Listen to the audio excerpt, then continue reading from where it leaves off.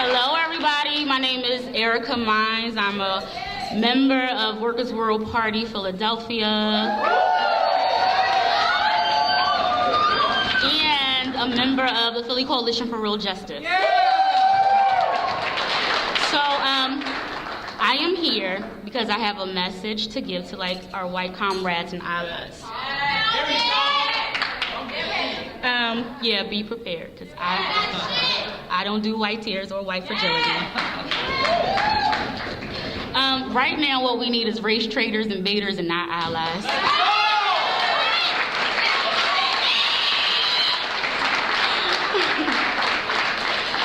And so I'm just going to read something I wrote in my book and my Facebook post from the other day that will kind of express, my point for saying that. Right now, what we see in the streets is still composed of a very privileged demographic. And it's composed of the same voices that have never said Black Lives Matter before, and never stood aside any political struggle before outside of their own issues. Those that impact the communities the most, they never cared for. Right now is led by often, if not mostly composed of gentrifiers and those who are guilty of struggle appropriation, privilege, and entitlement when it comes to fighting against abolishing capitalist governments. Those who forget that even within the Occupy movement came at the expense of the disenfranchised communities. The People's Revolution have always come at the voice of the oppressed communities, and is not only the job of the POCs to tell the truth in these narratives, but also that of our white allies.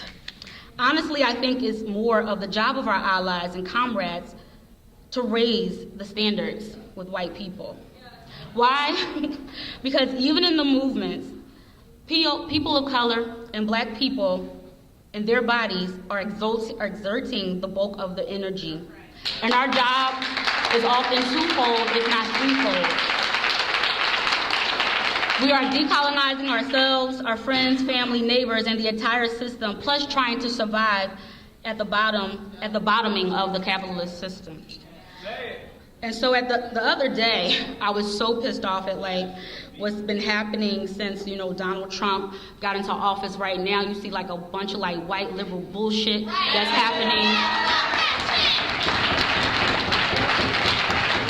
in Philly, and so this is my post from November 9th. Honestly, it's overwhelming to unpack what's happening and what's to follow. And all I want is to be surrounded by my people. I'm internalizing the disdain I have towards white progressives who never challenge their privilege, access, and entitlement within their own communities and home, yet felt and still feel comfortable with offering comfort to their people of color comrades. And I use the term comrade very loosely, because they've never flipped over tables of their own conservative parents' or grandparents' homes. They've never confronted racism in their own churches and places of employment. And the fear and sadness that is permeating in our communities, my communities, people of color communities, is one of historic suppression, one that's rooted in the trauma and evilness of slavery suffered at the hands of white people, men and women. Trauma that is as generational as your whiteness and its ability to give you leverage, even if we are equally poor and disenfranchised. Trauma that allows you to appropriate and gain access to my people's bloodline and suffering when you've never heard the flesh of your people's skin explode like that of a firecracker. As angry as we like to be at the others, you are equally wrong. Let them know. Stop swapping between your white progressiveness bullshit and start destroying what your ancestors started.